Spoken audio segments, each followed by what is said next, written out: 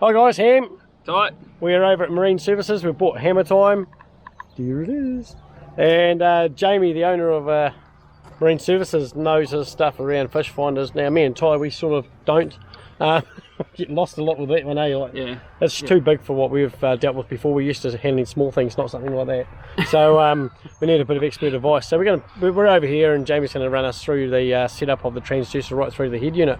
So yeah, we'll go over and see him. Cool. Hey guys, we're back again. There's Ty standing by Jamie. Hello, Jamie again. So yeah, you're going to take us through the transducer setup and the head unit for the Elite Lawrance Elite 9. Yep. Awesome. So we'll start with transducer. This is quite commonly, well, really commonly not installed properly. These guys have actually done a pretty good job of installing this active 3-in-1. The things we're looking with installing these transducers is making sure they're getting nice clean water. So things I like to do is get a ruler, put it on the bottom of the boat, line it up with the hull. It needs to be below the hull line. If that's above there, like we see them all the time, all that's doing is getting air rolling in here, and then it's distorting your picture at speed. So having that nice and low like that, got these guys if it's done on the boat, and just having the back of the transducer a little bit lower than the front, so that's pushing any air up and away from it, so you're getting nice clean water in it. The cleaner the water, the better the picture pretty much. So this here, well, this setup the way it is here, I'd expect you to get pretty good speed out of it without it dropping out, which is what you want. So if you're cruising, you see fish, you can mark it. Awesome. Yeah, when we were out, we were cruising at sort of 35 to 40 kilometres per hour, according to the unit, and yeah, we're still getting crystal clear pictures at the bottom. I think in the last video you'll see that I was actually pointing out some, what looked like pretty good fish sign as we're cruising along, and thought, better come back and check that spot out. Yeah. You did well, Ty. It's all set up well, thank goodness. Took a punt. But yeah, we do that. We see that installed so wrong so commonly, which is just, yeah, you spend this much money on electronics, you want it to work properly. So yeah, I'm happy as to help set up guys' boats. That's my background in marine electronics, so this stuff I know back to front. And if you need help setting some stuff up, just come over and see us, and we'll set you right and get your stuff working properly. Awesome. But we'll move into the boat now.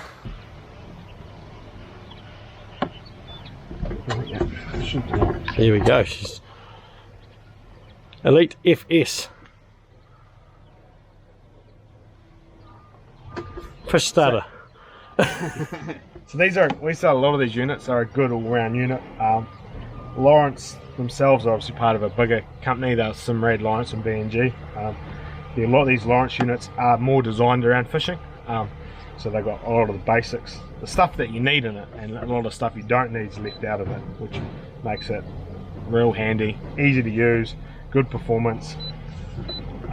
So yeah, and they're good value for money for what you pay for them and get out of it. Awesome. The first thing we'll start with is, just while we're on land, I'll just turn off the transducer so it stops pinging. It's not good for them running on land for long periods of time. Yeah. Right. So with this, we'll go right from the start and do a full setup in it. So we jump into settings. First thing we want to do is make sure the sonar is alright. So we've got internal turned on, installation, and making sure that the transducer is correct. So it's got an active 3-in-1 transducer. This is grayed out because it's automatically worked out what it is. This is some of the beauty about Lawrance. Is a lot of time this will do it itself, but that is making sure that is correct. If it's not set up matched to the transducer, it won't work properly. So we're perfect at that. So we save that. Next thing, we'll do some setup on the sounder screen. Things I like to do is change the colour. I find white's real hard to see in the sunlight. It glares quite a bit. Lawrance, most brands have this colour, but it just depends on where it is. But this blue on red is so much more visible in the sunlight. Just don't get the glare. Your fish objects are your red with a blue background. So that's every unit I set up, I turn them to that colour. There is a few more options, but yeah, that colour is my pick on the whole lot of them. You've got lots of different options in here too. So on this side, you've got, we can start with overlay on downscan. That just puts down your structure scan imaging over top of it. probably something I wouldn't worry about running, so I'd leave that turned off. Next one is temperature graph. If you're doing a lot of game fishing, you can actually produce a line. If we turned it back on, there'll be a white line flying through the screen. This shows you temperature breaks in the water column. So if you are looking for fish on that temperature breaks, that'll follow through the screen in the center there. That's a real good tip. Yeah, awesome for game fishing. Probably about the only time you'd run it, but yeah, awesome thing for that. Depth line, that just gives you a line on the bottom. Probably wouldn't worry so much about that. With the line on, it can be hard to see targets on the bottom, so I typically leave them off. Yeah. A-scope. So A-scope's this scale on the side here. That's actually a live of what's coming off the transducer. Yeah. So that's the targets coming back. Some people like it, some people don't. It's sort of real personal preference. I like it because it is active. So this is what's happening. Yeah, and obviously, yeah, this is history. So yeah, that's what gives it, and yeah, comes and goes, turning that on and off. Super easy on these. Yeah, and, they've got a few other features with symbols. I probably wouldn't worry too much about fish ID on them. But yeah, also you can split the screen on these, so you could zoom in on the bottom. Have a more focused one, top, bottom locks the screen onto the bottom. Yeah. Yeah. So yeah, that's on that. That's how I leave that set up in the background. Once you've done all that stuff, you could leave it there. It's all good stuff to know, eh? Yeah. So next thing is setting up the advanced settings on these, which is the back in the main options here. Yeah. So you go advanced. Things will turn off as noise rejection should be on either low or off. If you're having to run it higher because you're getting a lot of clutter, you need to come talk to us. If you are running on that higher settings on these to try and get a clear picture, there's something going on the boat causing it. Right. So this is mainly caused by electrical interference on the boat. So yeah, it should be. I pretty much turn them all off, and if I get someone come back, I'll start looking at what's happening on the boat to cause it. Yeah. Next one, surface clarity. Jamie, I've got a quick question, mate. Yeah. What batteries are going in the top and bottom of the big ones? Doesn't matter. It doesn't matter? No. Sweet. Yeah. So on here, surface clarity, you've got low to high. Yep. What this does is it focuses where the unit's looking on the screen. So with surface clarity on high, the unit is now focusing on the bottom of the water column. Like, you know, so if you're bottom fishing in that, that's where you want it to be in. Nice. If you're game fishing, you want to turn it on low. So then it starts focusing on the top of the water column, because you don't matter what's in the bottom. And this adjusts your gain settings to where the unit's looking. So yeah, Right. very handy setting. If you're fishing in deep water, you need to use these features. So with 30 metres of water or 25 with snapper and down High. there. Have it High on fit, high, yeah. yeah, snapper and gurney Cool. down the So we'll leave it bottom. on, On a lot of other units, it's called TVG as well. That's actually your official name, which is timed variable gain. But yeah, surface clarity. And I think there's a couple other names for it depending on the brands. But yeah, that's a feature you need to know. Me.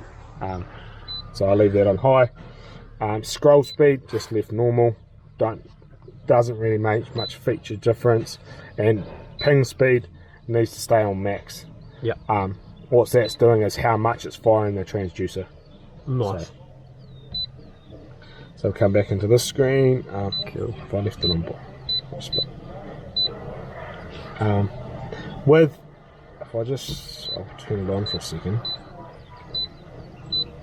So as we're scrolling through, sensitivity or gain is something you need to be using on the boat. So as you can see, the higher your sensitivity, the more clutter you get, the lower drops it off to nothing.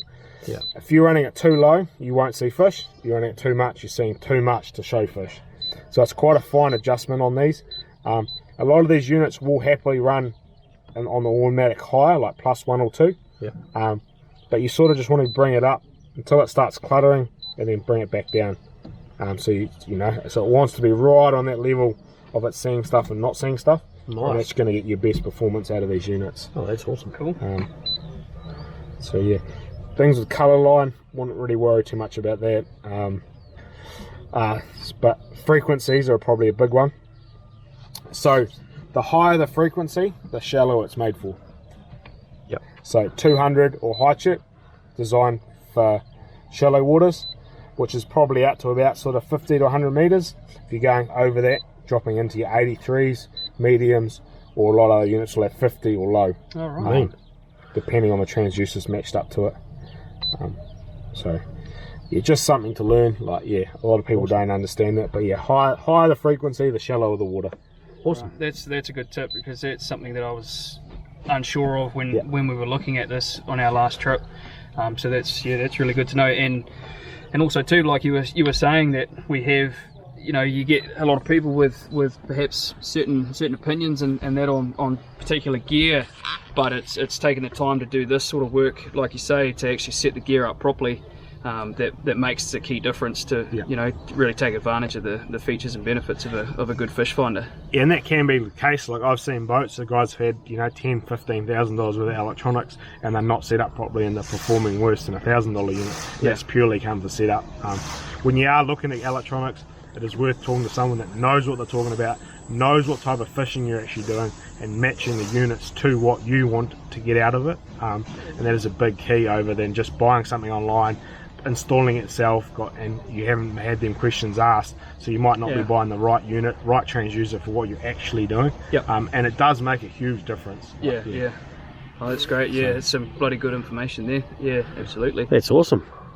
So yeah, Is that pretty much is it? Or? oh, I can run you through just some charting stuff. Oh, main, yes please. More to come. There's heaps more on these units. They have a lot of features on these units, which is awesome. So like, obviously you got charts on this unit. You can zoom in and out with all that. You can adjust what your color options are. So you've got, That's pretty cool. we can add more and less resolution, so that gives us a lot more charting detail. One thing that Lawrance do awesome is what's called Genesis layer. This is actually stuff that's been mapped off Wanganui. So wow. I can come out to, where are we here? This is, right, this is a prime example coming into north and south trap. Oh wow. That's the deed, that's actually the traps off Wanganui. If you turn that off, this is what the everyone else's charts are showing you. Doesn't matter if it's CMAP or Navionics, they're not 100% accurate. When it's been recorded, it actually gives you accurate data with what's there. Holy. That is cool. This, adding on to this, if you turn that off on this one, you can come back. If we put a spare SD card, an empty SD card into this slot here, Oh, nice. you put a 32 is the best one to put into it. You can come in back and put overlays, and then it'll also give you an option on Genesis Live. This gives you, every time you come under 10 knots, it'll start recording the depth under it and start building the charts over top of what's on here now.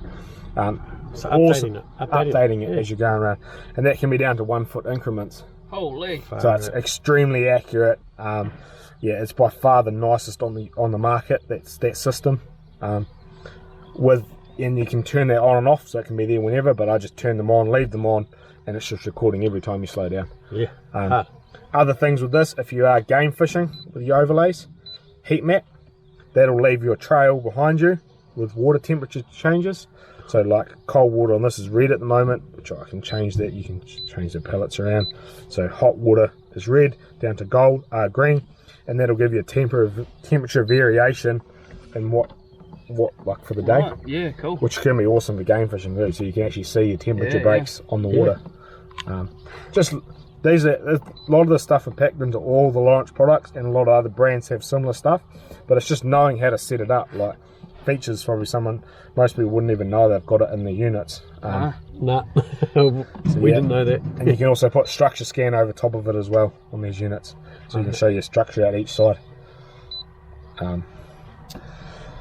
This is on this stuff. Yeah, so that's where your overlay sits. So whenever you're on that screen on the side there, it's just sitting there straight away. Far out. That's pretty cool. Yeah, so that's nice and simple. With these units also, we come back into here, we can pick and choose to make screens up, so you can just drag them across to make up whatever, change the layout of that. That's pretty cool. Holy. Yeah. Wouldn't have known that. You know, so I can pick and choose these. You know, it's a structure scan, which gives me a nice wider, clear image, and you got your charts and your sounder above it. That's awesome. So yeah, This is just structure scan pages, this one here, so I'll put that in a full screen and run you through that. So structure scan is looking at structure underneath the boat. It's a side imaging picture.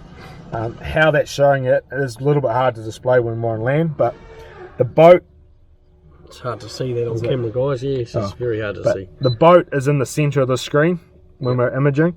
The black is always the water column, and then it'll start to show a haze or a lot white, like a line, and it'll throw shadows out the side. So imagine the transducer beam going out, hitting something and reflecting it back to the boat. Awesome in shallow water, out to probably 30 or 40 meters. But yes, easiest way to probably explain what you're looking at is managing having a spotlight looking out each side of the boat, and you're looking down on top of that spotlight, and it's showing the shadows off the side, off objects as such. So the brighter the object, the bigger it is, and the more it's going to reflect that light back, and that's what you're looking at on the screen. That's pretty So cool. you'd pick up like a structure to the left or right that you could then go over and down scan and have a look for fish. Definitely.